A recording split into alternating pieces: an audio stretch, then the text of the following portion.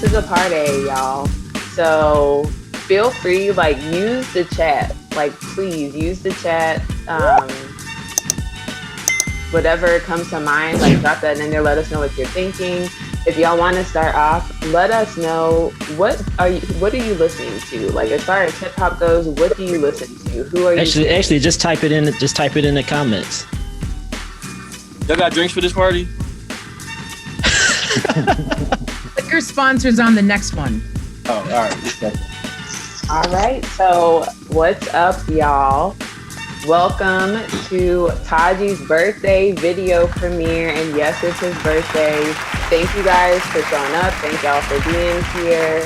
We are super excited. I know all y'all have been rocking with Taji for a while, and I think I can speak for all of us when I say that we're really proud of him and what he's put together. Excited for him with his video release and the completion of his Sunrises in the East project.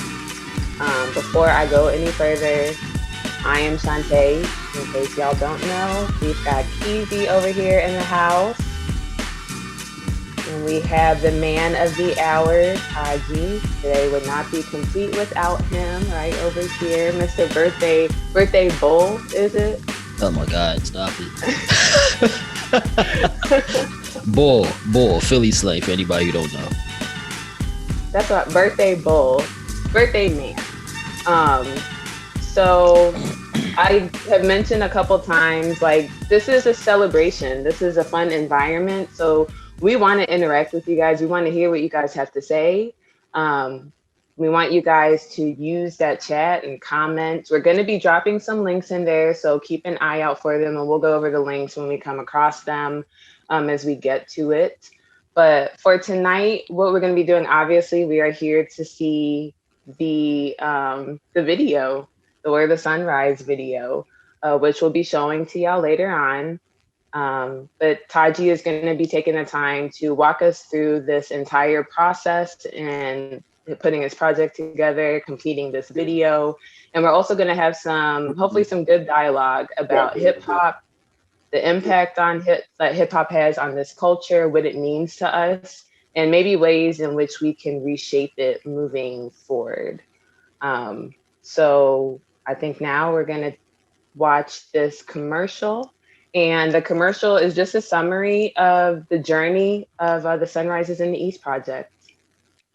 First of all, before we get started, because this part is going to be more presentation, like, y'all can still, if it's something you must say, you can turn your mic on, but try not to have your mic on and cameras off, except for the three hosts. So when people, make sure you have your camera off, because later we're going to open it up for a more general discussion.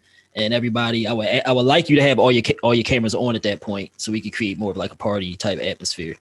But for this part, we want the focus to be on the presentation.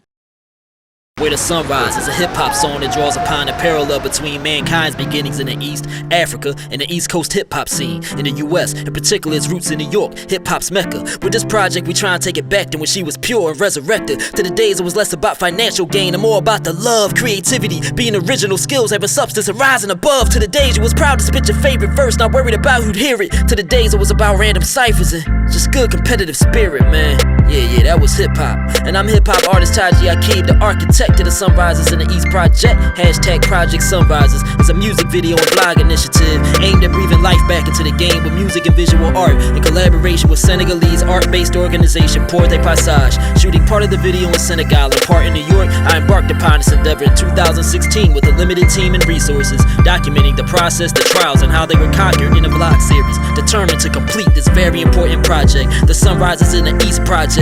Rerouting hip-hop culture. Let's take it back.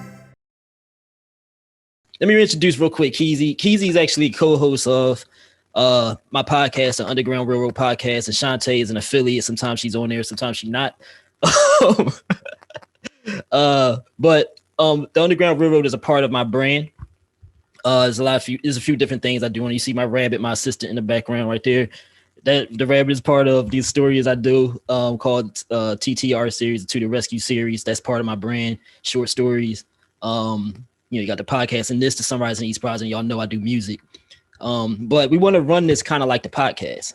Podcast, we like to have interaction with the audience. It's kind of like a staple of what makes our product, what brings people to our podcast. So like Shantae was saying, we want to have it be sort of like a party atmosphere, loosely formatted. We do have a format we're going to start off with in the beginning, but again, if it's something you feel like you need to ask or whatever, you can turn your mic on and ask it. But for the most part, ask, alert Teasy and Shantae in the comments, and like she said, have dialogue over there in the comment section. You know what I'm saying? Oh, and by the way, this is actually going to be a podcast. You can search the podcast by looking up the Underground Railroad. You listen anywhere you can listen to podcasts at, or go to tajiakib.com, has everything that's associated with my brand there. So go there. It's an easy way to access everything. I want to thank everybody for coming. Everybody who came here either bought a ticket or as a Patreon supporter, or you supported me originally on Indiegogo. So all of y'all are supporters of Taji Akib and my brand. So I want to thank everybody for coming. No artist can eat without the support of the people. And I consider myself, an artist for the people. Like, I've been doing this from day one, for the people, for the culture. I'm 100% about that.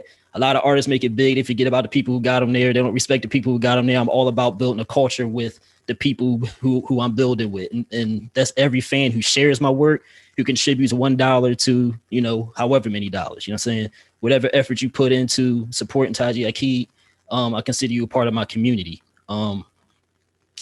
It was never about financial gain with me. I was actually kind of against the lime, having a limelight and the fancy stuff, the glitter and all that. I always been kind of against that. I always been kind of anti-industry, not anti-success, you know what I'm saying, but anti-industry. And you'll understand that a little bit more as we get into the project.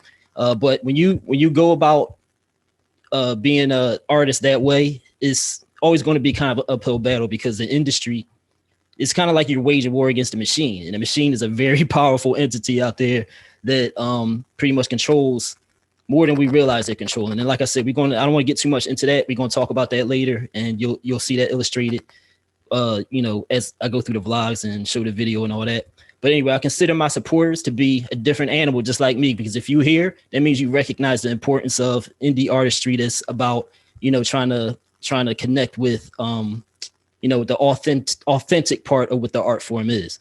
So, because you wouldn't be here if it wasn't for that, you know what I'm saying? So again, give a hand to yourself for being some of the few conscious people out there to recognize the importance of independent artists like myself. Most people here know a little bit about me, or somebody told you about me, but just to give you a quick rundown real quick, I'm a MC, lyricist, first and foremost, producer, beat maker. I got into that a little bit later. Creative writer, as I explained already, podcaster. I'd like to consider myself somewhat of a revolutionary and philosopher, and all the things that come along with that. Videography, photography, engineering, management, promotion. I mean, I wear multiple hats. You know what I'm saying? I'm a, design merchandise, visual artist to a degree. I do most of my own cover art. So I do a lot of different things, and that's one of the reasons it actually took so long to complete this video, because I'm just doing a billion different things, you know what I'm saying? And all of it is just important as the next thing. And I'm self-taught in all of it. I mean, if it's one thing that I wish I did have through all these years, I wish I had a teacher to teach me something, because stuff could have went a lot quicker. However, I do take pride in being self-taught and being a teacher of other people. So you saw in the video pretty much what the project is about. If you have any questions, you can ask questions. But let me elaborate a little bit more on the purpose of the project. This was about connecting, mankind with his Eastern origins and drawing that parallel to hip hop, because there's a lot of parallels that can be drawn from the direction hip hop took over these years to a lot of things that we see in society happening now. I believe hip hop is the most influential form of communication in the world. I mean, it's pretty much raising our youth, and our youth are going to be the people who, carry us forward in the future. I would say it's the most popular form of music. People from all backgrounds listen to it. Even some of those people you probably saw storming the Capitol listening to hip hop. You know what I'm saying? So, you know what I mean? So, it has a lot. Hip hop has a lot of power. So when something has that kind of power, people who control it will manipulate and use it to their advantage. So if we draw this parallel to mankind's origins in the East, Africa, and hip hop's origins in the East Coast, I consider that to be somewhat symbolic. As time went on, mankind, you could argue, well, not argue, I think it's pretty much evident that mankind got more corrupted as time went on. I mean, these days people talk about end of days and all kinds of stuff. You see the stuff that's going on in the world. Hip hop pretty much took a similar path. And that's what this project is about. You'll see it, in the video and the vlogs and all that kind of stuff. Pretty much what happened is when capitalism gets involved, or when money gets involved, they say money is the root of all evil. That's when things get corrupted. You know what I'm saying? Hip hop became about money. Our culture and our civilizations became about money.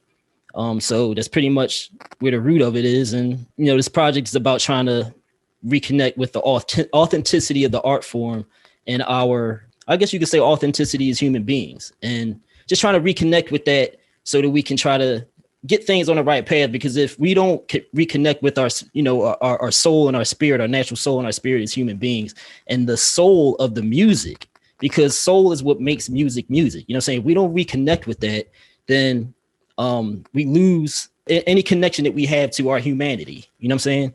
And I don't think we realize that we're losing that. And the powers that be are really trying to strip that from us.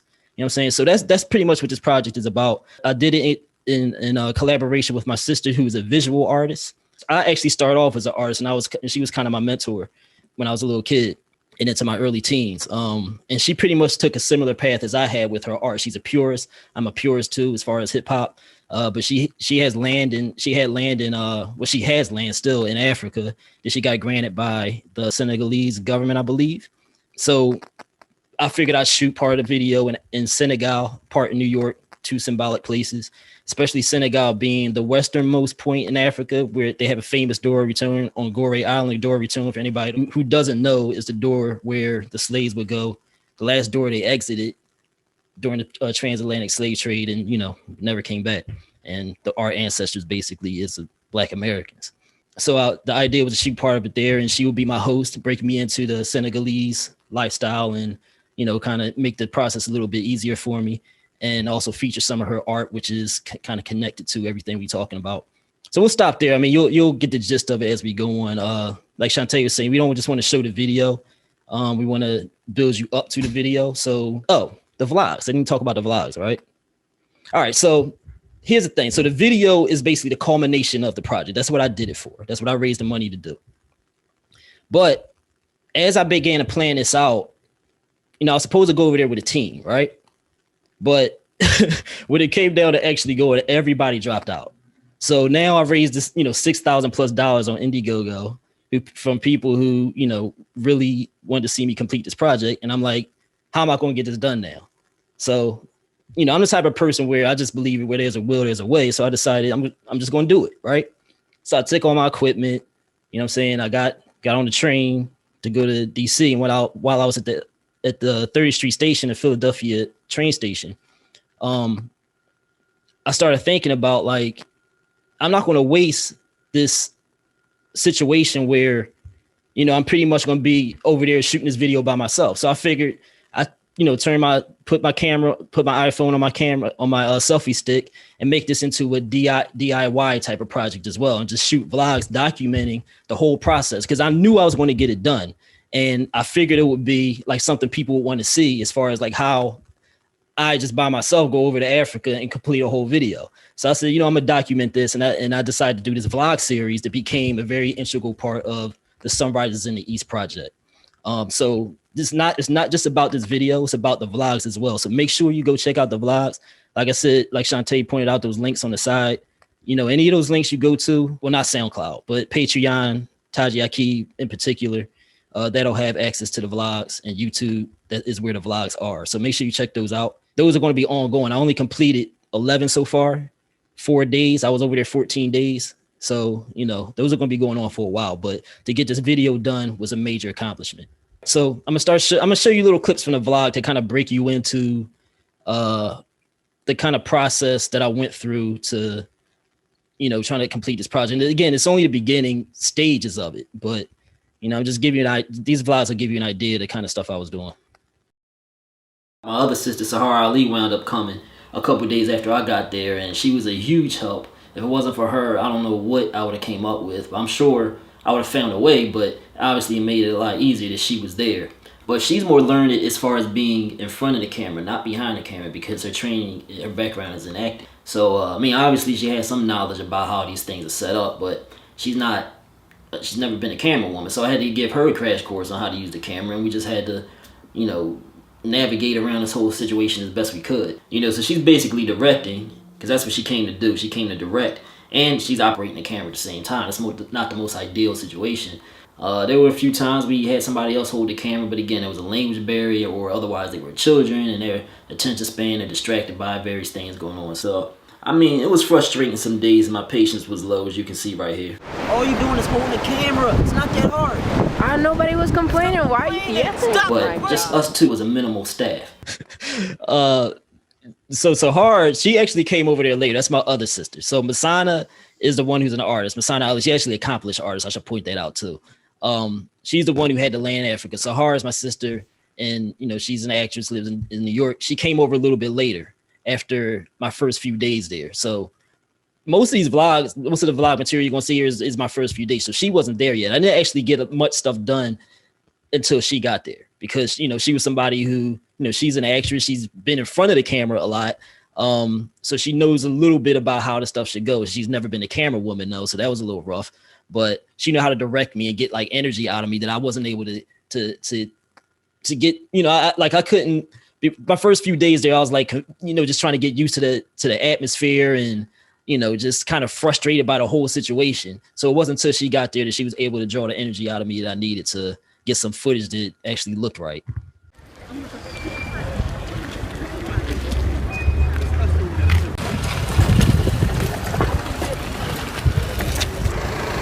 So I just arrived in Senegal. They already got me at the airport. Before I even got out the airport, they got me for some money because I didn't have my yellow card, which nobody told me I needed to get. So I had to pay them, try to give them 20, but they like $50. I have no choice because otherwise they wasn't gonna let me through. But I heard they get you for money here, so I have to get that yellow card before I come back, they said, or I might have a problem. Anyway, I'm here, got my ride right there behind me. We just gotta find a ticket so we can get out the parking lot, and then I'm on my way. Peace. Still in the parking lot here, because we can't find a ticket to get out, and they're not that forgiving here. So that was my first day there. Like, you know, it was rough from day one. And you'll notice too, like in some of these vlogs, especially like the narration part. I started this project in 2016, so you'll notice that like I aged as I'm doing the vlogs. Like it's been 4 years, so you know, I kind of noticed that looking like I look young there, but I was what, 30? I don't want to give away my age. All right, this is entry 3. I'm about to show y'all a little clip from entry 3. We try to get some shots with just good scenery in the background. It's on. It's on. It's on. Here's a perfect example of me trying to time my verse, all right, for the money shot. And right here, my nephew's yelling at me, you know, it's on because he's waiting for me to go. And I hear him, but I'm just like, huh, whatever, because I'm trying to wait for the runners in the background to get to a point where when I start rapping, I know that when I'm at the point, I'm saying the part of the rhyme that I need to get the money shot for, that they're behind me at the perfect point in that verse. I mean, there was a lot to be thinking about while also trying to remember your rhymes and trying to make sure you're moving right and being conscious of what you look like in the video. But anyway, before we left, we took a little walk around. I took in the scenery a little bit. The sun there was beautiful. You can actually see the ball of the sun every day, like you would see the moon at night, and you can see it. You can see it actually setting. I mean, that's how fast it would go. I never seen anything like that before, so I sat and took the beauty of it in. Yeah, like so. I'm sure y'all, if you've never been to, you know, Africa, or, you know, some of the countries in West Africa, I'm sure you probably never seen anything like that, like those brothers running on the beach like that. That happened, like, that was amazing. Like, I see that, you know, various points when I was in Dakar in Senegal. Like, that type of unity to me was just, you know, that took my breath away to a degree, because, and exercising, that type of, like, it's like a whole crowd of them. You know what I'm saying? Like, you know, you just got used to it after a while, but you know what I'm saying? Like that's one of the first things I noticed. All right, this is entry 4, a little clip from entry 4. It's probably I think it's probably day 2. Now pay attention here. It's hard to see what happens from the perspective it's being shot from, but remember the GoPro is on my nephew. The car P begins to pull off before everyone is off the bus, and I literally have to grab Iklas while I'm about to fall to make sure he doesn't fall and hurt himself trying to jump off the bus. So Yeah, things got a little reckless over there sometimes.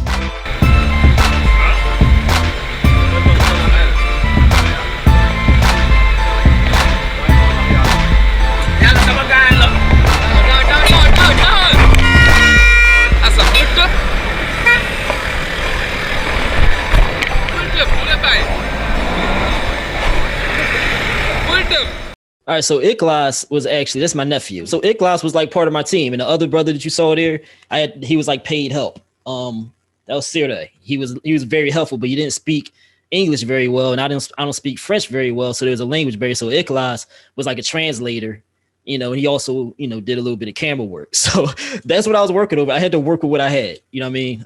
Just to give you an idea of what some of the obstacles I had to deal with.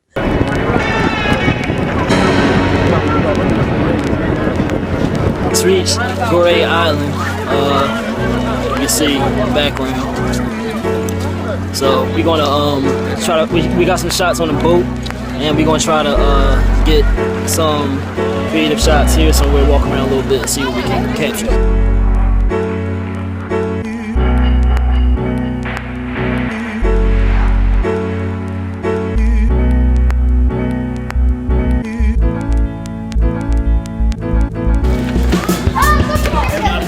Show them how to do it. Focus on all that. Let me feel. I'm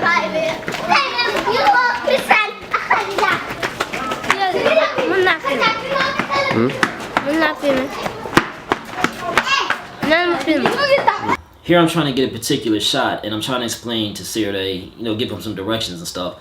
But he doesn't get the link. So you heard, I don't know if you can hear, but my nephew was telling Sirde to let me film. He got a little territorial about his camera work when he was over there. So, I mean, it was a little difficult just navigating between the two of them and trying to get a good shot. That was actually 5, I think. So that's Goree Island, by the way. Goree Island is where I was telling y'all where they had the door of no return. That's where they kept all the slaves and stuff in Senegal. It's an actual island. You have to take a boat over there. And I was trying. I wish I had got some good footage on Goree Island, but like I said, I was dealing with so much and trying to figure out how to navigate through so many different obstacles that I didn't wind up getting any good footage when I was on Goree Island, but I mean, this will just illustrate to you, like, for me to finish this video with the kind of stuff that we had to deal with, like, in a way, I don't even know how I did. Like, it just came together in the end. And we just shot like a bunch of random footage, but again, we'll get into that a little bit later. So this is entry. This is the same day. So a little bit later in the day. And keep in mind, it's not a finished product. It's a rough mix. It's not mastered or anything. But I'm gonna show you how I would mix and match and stretch and shrink the speed of the footage to match the speed of the song. All right. Now you may or may not be able to see with your naked eye this happening, but see if you can. All right. Check it out. Oh.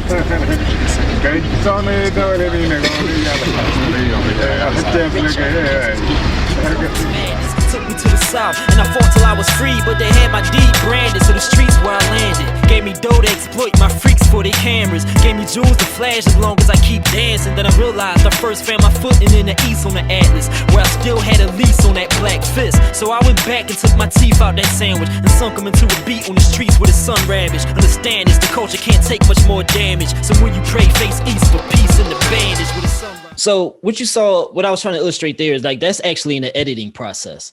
So what I had to deal with was like, I couldn't hear the music, right? So human error, and just, you're not going to be able to match up your timing perfectly with the timing of the music. It's called BPM. We don't have BPM abilities, as a human being. So that's just something only a machine can do. So we can't, without hearing the music, you're not going to be able to sync up your rhyming time-wise with the music.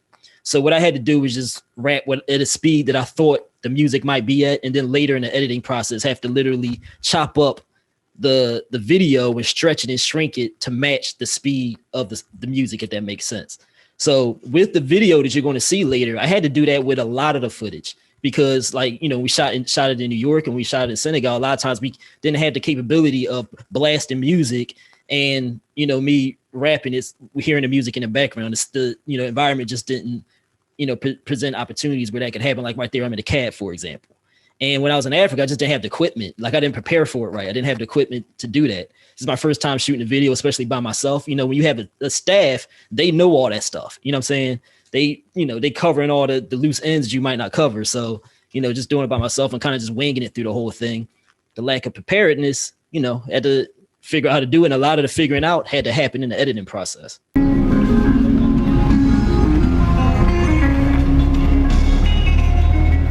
Anyway, when we got back to around the area where we were staying, where I was staying at, I had one of the most interesting nights the whole time I was there because my niece and my nephew participate. Actually, all three of them, my niece and both my nephews, participate in capoeira, which is like a form of martial arts that combines acrobatics, dance, and music. They're not allowed to like really hit each other. So I observed that for like the next hour and a half until the sun went down a little bit. Met some cool people and everything.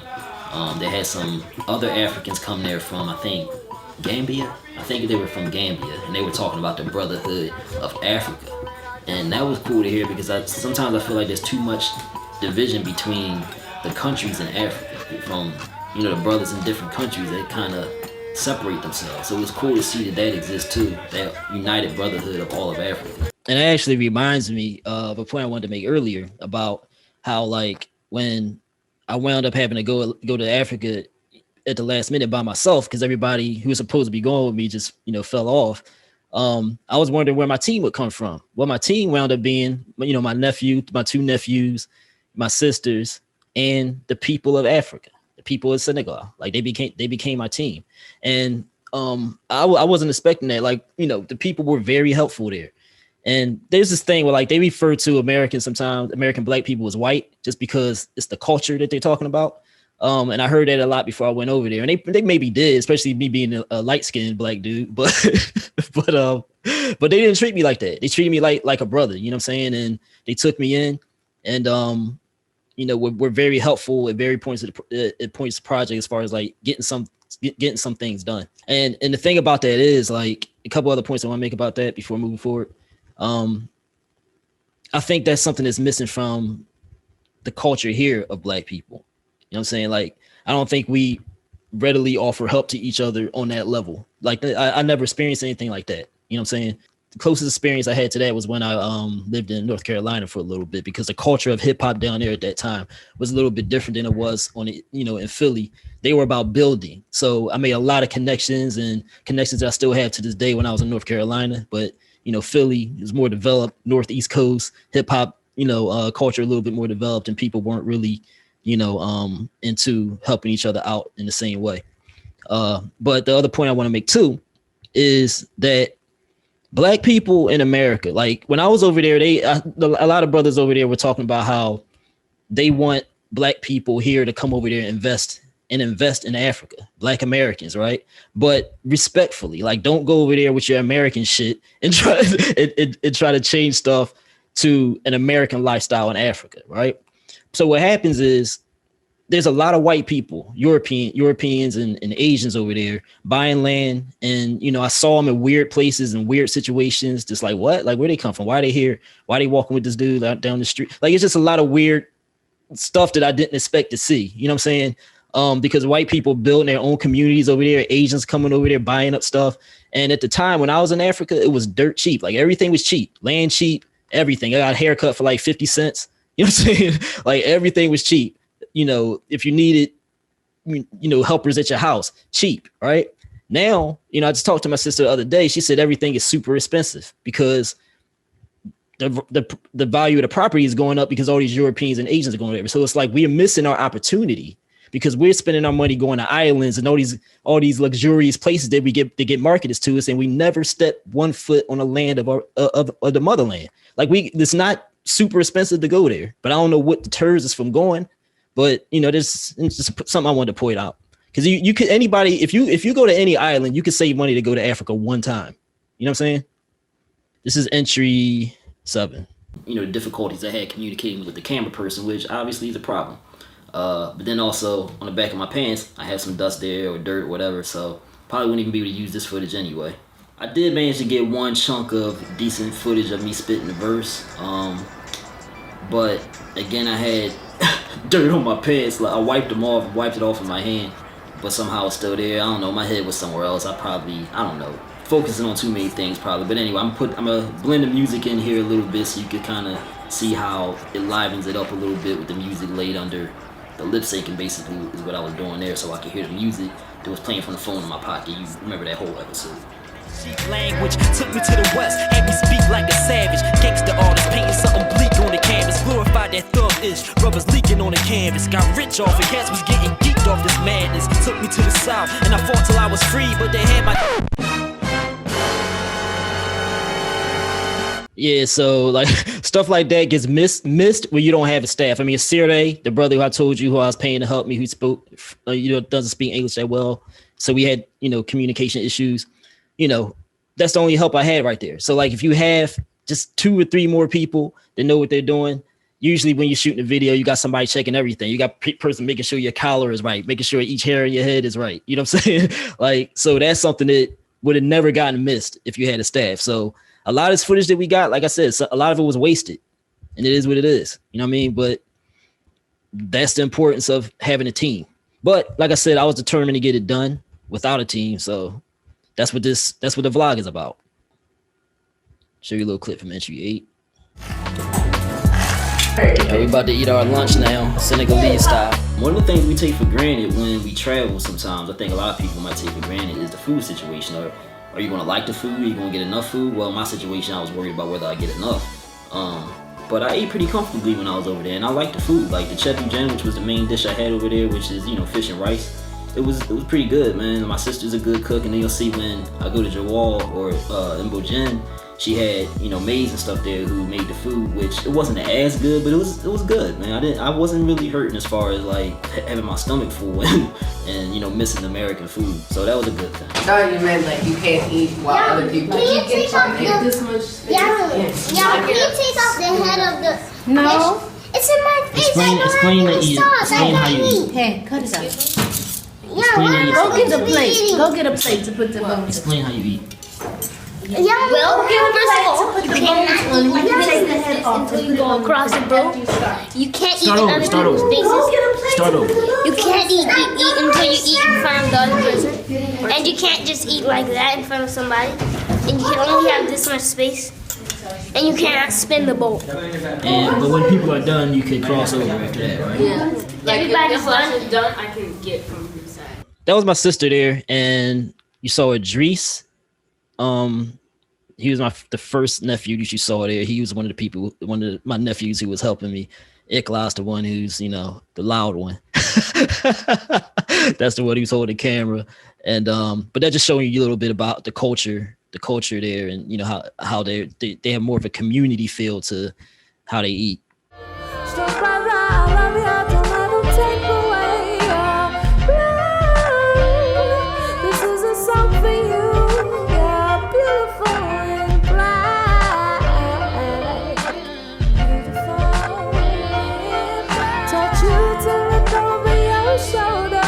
Go play, guys. Ikhlas, game. Play the game.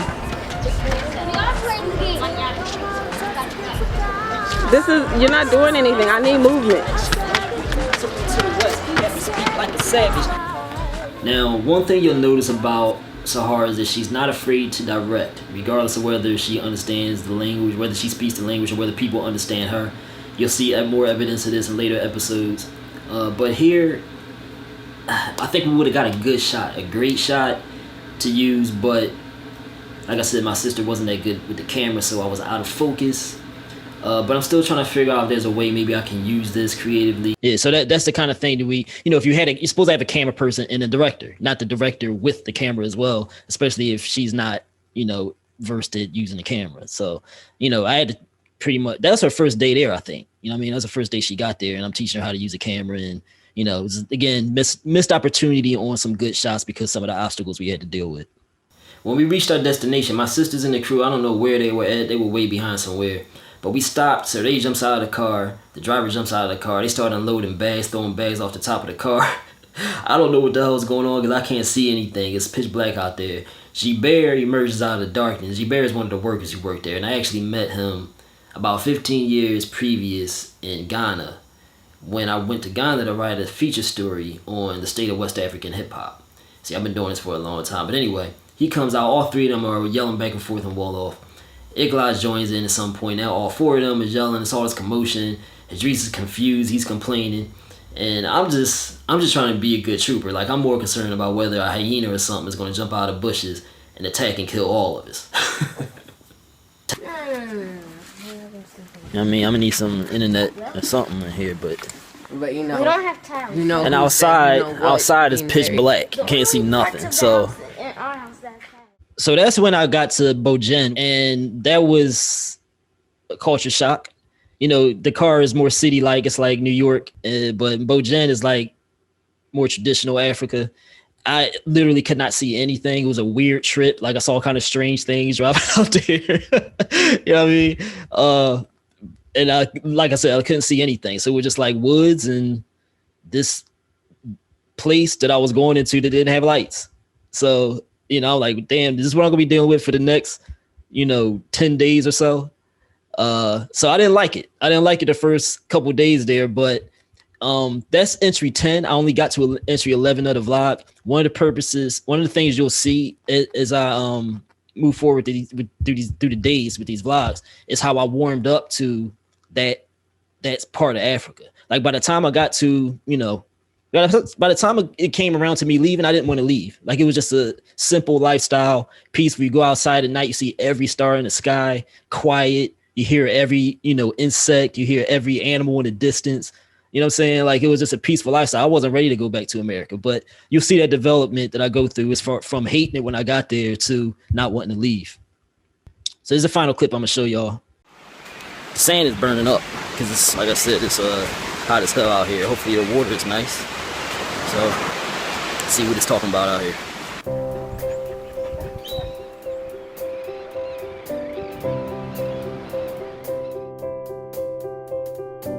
Tell me a secret. I know you feel it. I know you wanna change your history just so you can be connected to all the madness throughout the universal galaxy.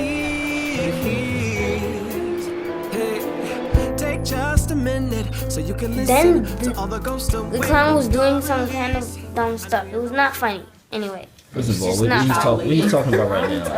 No, I'm just telling you. That was not funny. I asked him if I'm supposed to be going. I told him I'm trying to shoot. Yes, a video, and then you know what they were doing? I need to go somewhere. If there's a market where people are not gonna try to steal my camera and steal my phone, so they claim this place that the sign They is trying do. to take me to. My Okay. sister is, They is like claim. the most You horrible don't even place. know, and you're like, they claim. You have to believe this. So, I mean, the way that my nephews and my niece talked is like some of those places just horrible places to go to. I didn't get to those vlogs yet. The more interesting vlogs are the ones that I haven't done yet. So, go look at the vlogs. You know what I'm saying? It's a lot of interesting stuff you're gonna see there. Is there anything to say about that beach part? So that's the first day that I got to explore a little bit more in Bojen. Didn't get much done that day, but it was a lot to do. There's a lot of good footage. Well, you'll see when you see the video, because most of the stuff you see in the video is going to be from Bojen and New York. So there's going to be nothing from any of the first few days of Dakar, which the only thing I really regret, like I said, is not being able to get footage in on Gorée Island, because that's, the place where they're keeping the slave and stuff. So they had slave, cells and stuff in there, and I could have got some good footage. But again, that's some of my equipment probably wasn't even good enough to do that, because we didn't have the proper lighting or anything. You know what I'm saying? So I had to work with what I had. All right. I mean, any questions or anything y'all want to? Yeah, you want me to go in with some of my questions? Or I mean, if it's anything about like the vlogs and stuff, and if anybody in the comment in the chat or whatever got anything y'all want to ask, otherwise I'm gonna show the video. Well, Dre commented in the chat. He said people's idea of what Africa is distorted, so they don't view it as appealing as it really is. Yeah, and that's partly due to manipulation too, by some of the same powers that be that I talk about in the Where the Sunrise song. You know what I mean? Like, it's all part of the same thing. I remember back in the day, we just saw Africa as like the people they would show on the commercials, the starving, kids they showed on the commercial with flies on their faces and stuff like that. That's what we saw Africa as. And there's a lot of people today that don't even realize Africa has cities, believe it or not. Anything else? All right. So what we all here for is to watch the video. So I'm gonna show the video, and then afterwards, have some commentary on that. It's the song and the video. Like, you know, the lyrics, pay attention to the lyrics and pay attention to the story that I'm trying to tell. And pay attention to all the stuff that I was talking about as far as the vlog, because keep in mind some of the obstacles and stuff that we had to work through. I put this video together and edited it all by myself. All right. And to do that, I had to take this mess of footage that we had, and try to piece together a story. We did come up with like one storyline where we wanted to create the idea that I went in the waters of New York and traveled to the shore of Senegal through the water, show this like transition that I went through. So you'll see how we try to piece that together. I had the GoPro. That's the thing Iklas had on his chest when he got out of the bus. It's something you could like strap on, and people use it for like action shots and stuff like that, but it has a waterproof shell. So I used that to go into the water in New York to, you know, create the idea that I was diving under the water.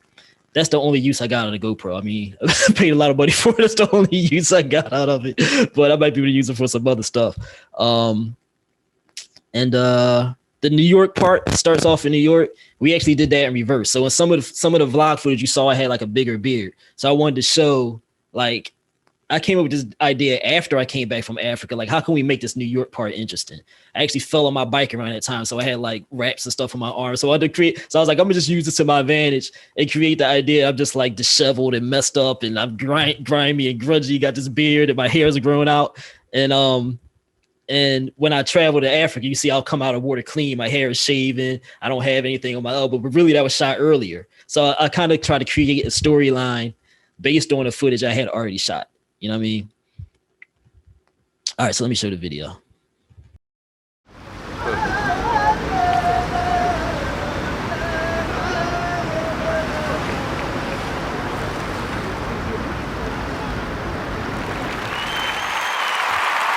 Yeah, so there you go. Let me give a shout out real quick to also Malfred, the featured artist on there who did the hook and the verse, and Mola Salah, who was a Senegalese musician who agreed to get on the track. I think they brought the track to life. A lot of people like, especially Mola Salah's background, how that blended with Malfred's verse and my verse throughout the song. I had to, you know, figure out strategically where to place his stuff. He actually recorded that stuff just like in an open room with a mic. It wasn't like in a booth or nothing like that. So it had like a weird echo to it. But I figured I'd use that to my advantage in the editing process and make it sound like it's supposed to, you know, be like far away in the distance. And I think it worked out well on the track. But yeah, special shout out to them for, you know, jumping on the track because they believed in the project, you know, free of charge, hopped on it. Yeah, Mala Salah is Senegalese, so that fit perfectly in. Malfred is Tanzanian, so he's rapping in Tanzanian. So what's your reactions? Y'all can turn your mics on. Y'all can turn your mics on. Being as though when you're doing the video and writing the song, did you ever, like when you were in Africa, did you ever get caught up in the moment of like being in Africa? Like just being in the motherland and seeing all this stuff, but knowing you're there to do something, like did you kind of get distracted by just being caught up in the moment? Unfortunately, I don't think I got to experience Africa like I wanted to because I was so hell bent on getting this stuff done and getting it done right. I was stressing. So like from the moment I got up in the morning, which I didn't sleep that much, to the time I went to bed, I was focused on getting this project done. I had moments at night, like you saw with the family and everything, like family time and stuff, but I didn't get to enjoy Dakar, especially in Bojen, like I wanted to. Bojen was a countryside. Like I never been to that part of Africa. Like I've been to Ghana before. I've been to Dakar. Well, no, I was in Ivory Coast. It's kind of, you know, near the water and stuff like that. And, you know, not as many people, but it wasn't really like traditional style Africa like Bojen was. So no, I don't think I got to really soak in, except for like when I go outside at night, like I said, and see the stars and just experience the peace of Africa. That's why I didn't want to leave. I didn't feel like I experienced it like I wanted to. Oh, before we move on, also let me give a shout out to the people that helped in New York. My homie Dre and Joel, who probably, you know, I don't haven't talked to him much in recent couple of years, but and my sister who also helped, you know, Sahara, who also helped in New York. What was your favorite verse? The verse that I started off, like I started off writing a song with one verse in particular, and everything else kind of like branched off of that one verse. But my favorite verse is the middle verse, where I basically tell the story of hip hop.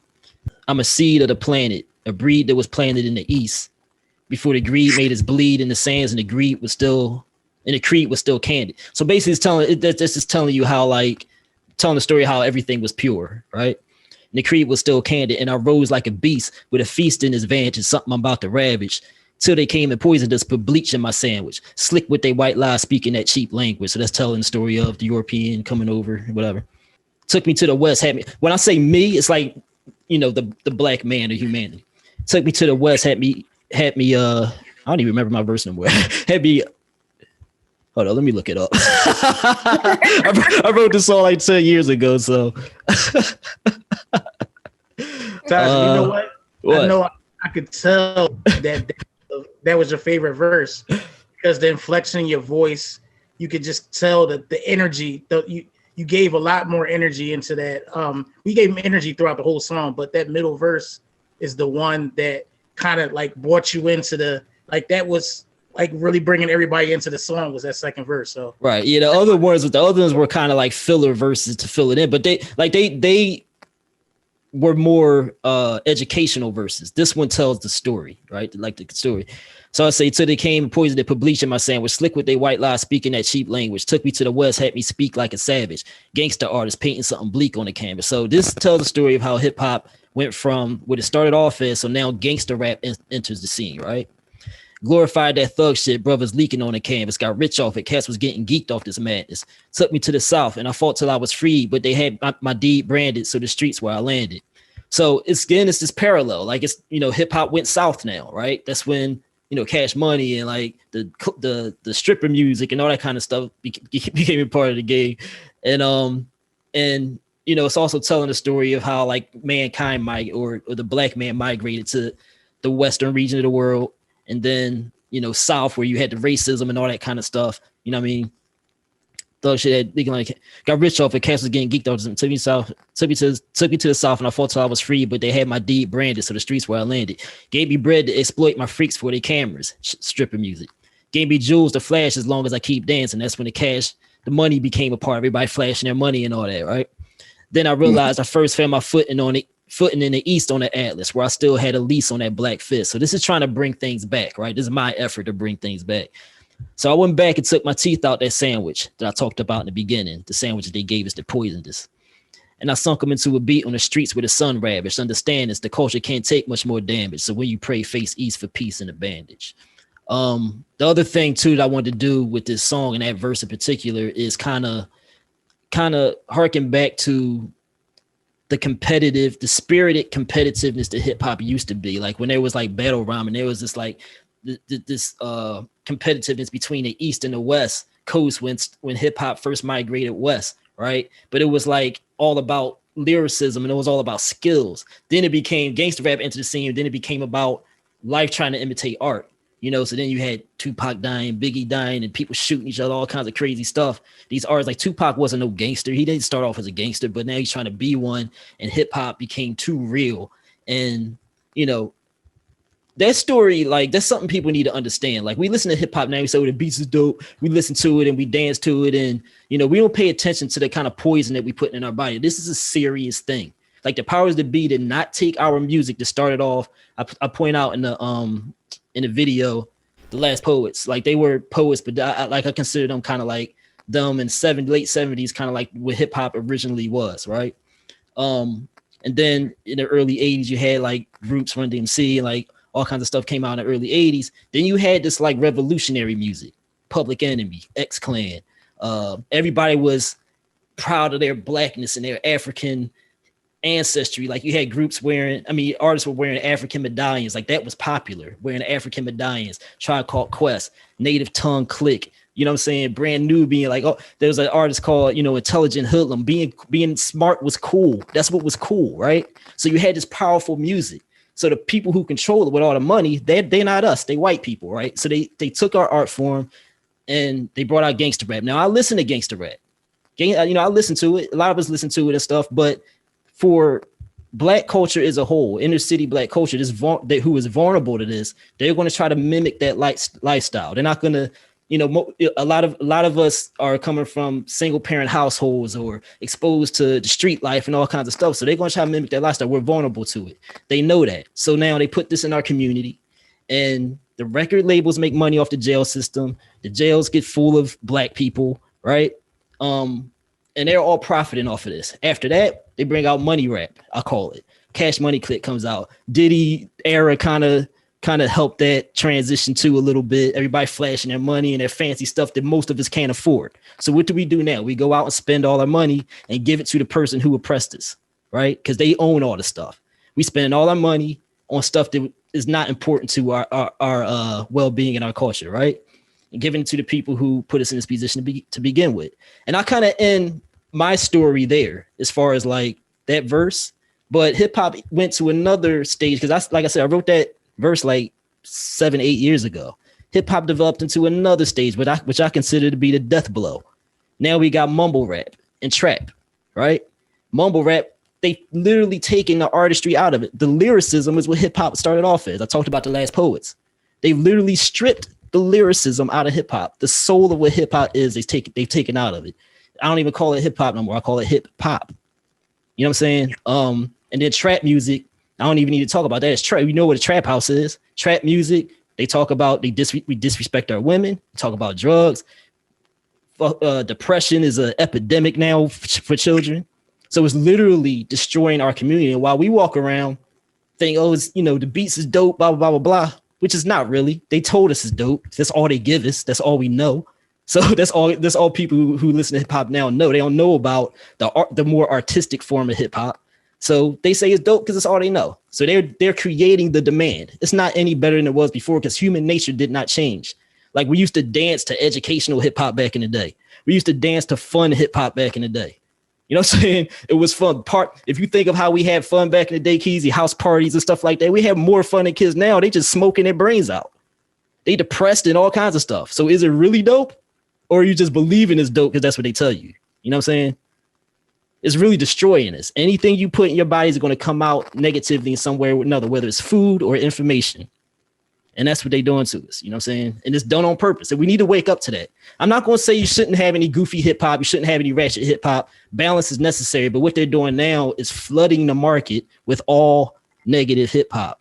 I remember when Kendrick and Cole started coming out, people was like, oh, they changing the hip hop. I was like, no, they're not. They ain't going to let but so many of those type of artists be on a mainstream level. 2 was enough. You know what I'm saying? The rest of us underground. And that's why that's why this project is important. Like we gotta as people, right? Pay more attention to the underground artists who are out there trying to do it the right way and sacrificing the money and all that kind of stuff. Because we recognize the importance of keeping the culture pure and authentic. How long did it take you to write the verse? The song, I mean, that verse, when I wrote that verse, it just came right out. Like the story fell together. It just fit. Like that verse felt good to write. The other 2 verses came later on because there was another artist that's supposed to be on this track with me who wound up not being on it for, one reason. Well, he didn't make the trip. So he couldn't be in the video. So I was like, I got to figure out, there's another workaround. I forgot about that. I had to write a verse like on the way to Africa, you know what I'm saying? Pretty much. And I think I added the 3rd verse afterwards because that was the verse I was going to record in New York. You know what I mean? So those 2 verses, I mean, those were shorter verses. I think they're 8 bars a piece. So I just need to fill the song out. But those verses, they came later, but they didn't take long to write as, when I sat down and wrote them. Did you have an idea, like when you got on the plane, what the video was going to be about? Like how you structured it and how you put it together? I don't think I had any idea what I was going to do when I got on the plane. I think when my sister got there, we started to piece together somewhat of a storyboard. I think she came up with the water thing, like getting the water and traveling over to Africa. And then we came up with that when we were on it. And some of the vlogs you don't see that you haven't seen because I didn't get around to putting those together yet. I think we just pieced that stuff together as we went along. Does the audience have questions? I feel like hogging all the questions. I see Judy says she loves that water thing. We got a lot of really positive comments. Like people are really here for the video. Just real quick, because you're talking about like authentic hip hop, and I know that video. I know you mentioned that you weren't quite prepared. You didn't quite have the team to help you assemble it together. But I'm watching that video, and to me, it is phenomenal. Like it is unlike what we're seeing. Like going back to hip hop, and I think we're definitely missing that raw authenticness.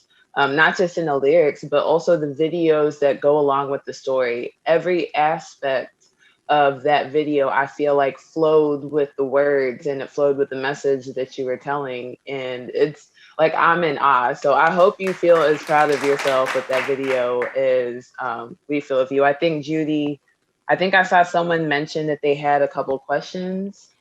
But just in response to that, like, I don't get hype off of anything that I do. I rarely feel super proud, but I'm very, I can speak differently about completing this video because the way that it pieced together in the end, I'm like, damn, like this actually came together. I actually did this. You know what I'm saying? So I was very proud of myself, like, completing it and the team that I had, and as well for us being able to, like I said, my sister didn't come over there. Who knows what kind of crap I would have had, what footage I would have had, you know what I'm saying? But we had to think outside the box and I was trying to think ahead of time and get B-real footage, like, because I knew I was going to have to fill in the dead spots that, I didn't think of when I was in Africa recording and stuff like that. So I'm proud of just completing it for real. And the fact that the actual story came together that made sense in the video, that was magical. Hey, yo, Taj, man, this Corey from North Carolina. Yo. Can you hear me? Yeah.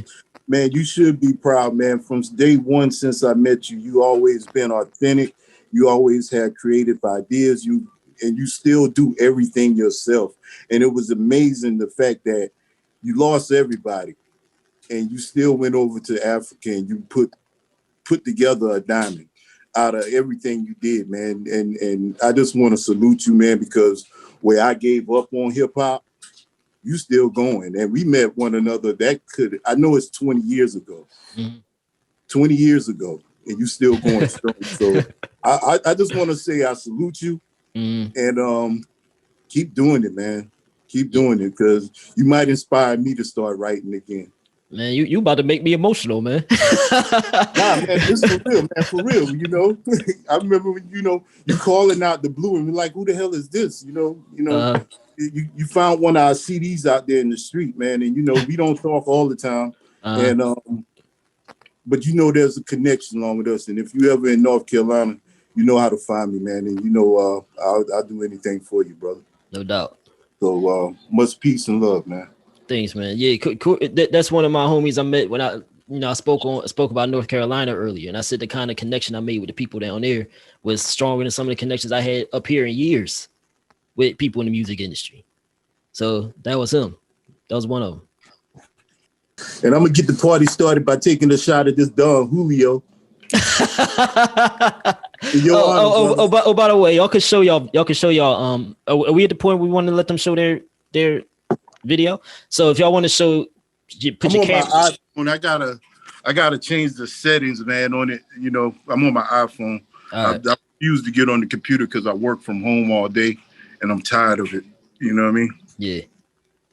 So if y'all want to turn y'all cameras on, y'all could go ahead and do that. Hey Taji, it's Fatima. Can you hear me?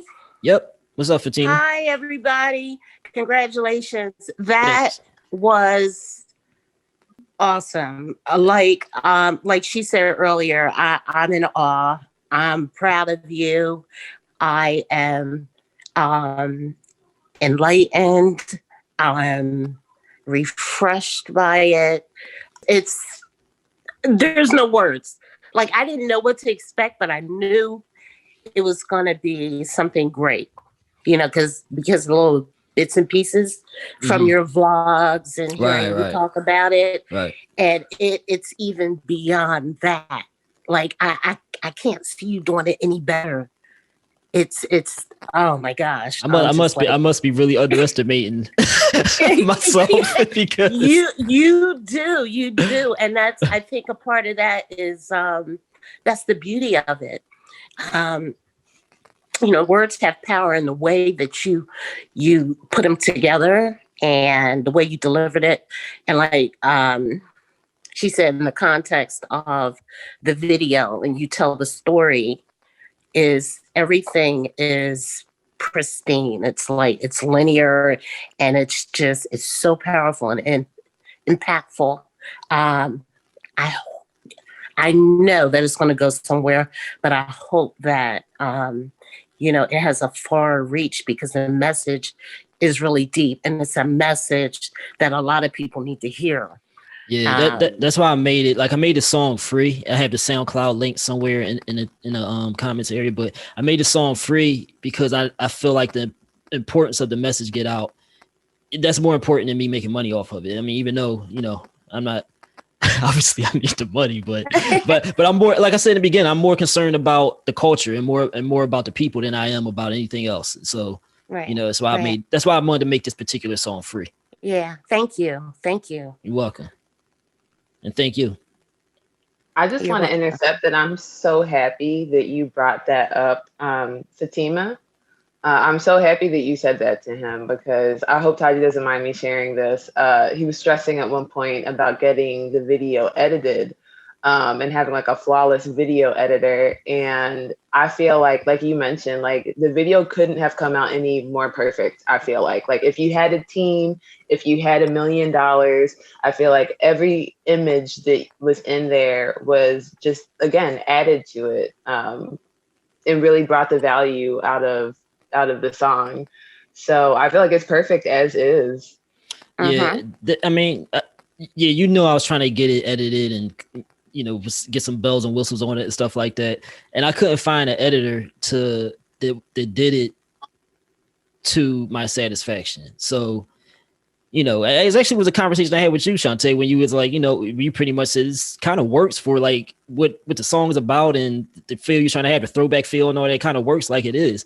So it took me a while to warm. I'm a perfectionist and everything. So, I warmed up to that days. You know what? I'm gonna just put it out because I've been working on this too long anyway. I was like, I guess it does. My sister said it too. Like my sister in Africa, she said she kind of like it how it is without the effects and stuff on it. So I was like, all right, put it out. Everybody turn your cameras on. If y'all here, y'all want to be part of the, part of the party. Let me sneak my questions while I can.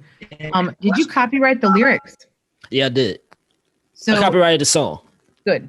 Would you consider putting the lyrics on letterpress paper, like embossing it and selling it, like a poster? You do think I should consider that? If I didn't think it was an idea, I wouldn't ask the question in a leading way. I didn't think about it, but all right, let's discuss it. And then my other question is, would you consider shopping the film to festivals? I need. Oh yeah, definitely. Check the length. Yeah. Because there's shorts start at a certain length and then features are longer. At the same time, to what everyone has said, I mean, there is something really. It's meaningful. It's beautiful. It sounds terrific. The origin story alone is really good, and that everyone that was supposed to work on it with you bounced, and yet you still did it. Right. And it's not rough and sad and some tragic camera. No, because look, that's how it can go. Yeah. So yeah, we didn't have a camera stabilizer. So working with a very steady hand then, because that stuff moves. It's windy. And it's hot. And Kate, but the body moves. And I was working with children. So like a lot of that had to be fixed in editing too. Like I had to take small parts that didn't have the shaky camera and just had to make it work. You know what I'm saying? So we'll get some funding from like Lucasfilm or the studios in Pasadena. Anyway, I want to share. I want to plant that seed. Kate, while you're here though, Kate is one of my longtime supporters. She's been very instrumental in. She probably won't admit it, but instrumental in a lot of things I've been able to get done in the past couple of years or so. Taking a special interest in my work. But she's a supporter on Patreon. Make it sound like there's some kind of your special needs thing there. Well, look, there's people. Like quit. There's people who, look. The path that I've taken in hip hop is not a lot of people I trust because hip hop makes you that way if you're somebody who's an outlier, like I've been, like somebody who's kind of like against the machine, like I pointed out earlier. It's a dirty industry, probably the dirtiest part of the entertainment industry, maybe the hip hop game. All right. For a lot of reasons I mentioned, for a lot of what I'm talking about in the song. So, it's not a lot of people that I trust or, I don't have a big circle of friends and associates. All right. Who does? Well, people, I don't. I guess, I don't know. They have when I was younger. But Kate is somebody I could trust, and some of my others with Fatima, who was just talking, you know what I'm saying? I built up a degree of trust with her and some of my longtime supporters. But Kate told me about Patreon, which is something that keeps me going these days. I have a few supporters on Patreon. It's a monthly thing. People donate their monthly amount. It's some perks on there and stuff. But most of people just want to see artists like me succeed. So they donate on Patreon. Can you talk a little bit about that, Kate? Sure. Hi, everybody. Happy belated birthday, Taji. And the film is intense. It's beautiful. It's meaningful. And while I've seen it before, I'm really happy to see it on the wider screen. So, hi, everyone. I'm Kate Harvey. I'm the contributing writer at the Universal Hip Hop Museum. And I suggested to Taji that he present himself on Patreon for a few reasons. First, most crowdfunding is temporary. And as a result, and often intentionally, its effect is not ongoing, obviously. Second, Taji's beats and rhymes, to which most of, if not all of us here can attest, they pair what was done by pioneers in rhythm, rhyme, and accompanying music with modern talk and beats and trends. And for people who only know Drake, n.w.a, and Lil Wayne, for those who know Curtis Blow, Grandmaster Caz, Run DMC, and for fans of Jay-Z, Kanye, only through 808s and Heartbreak, Biggie, and Tupac, they all need to hear Taji. And third, and the reason we're all here tonight, Taji's a philanthropist and an instructor as well as an MC. And where the sunrise can educate and inspire, it can do that in ways that music could and more, because we can see it. And for something he's been producing since 2016? It can inform, inspire, and excite as many people, if not more, as his music. And it's a way to keep things going on the back end.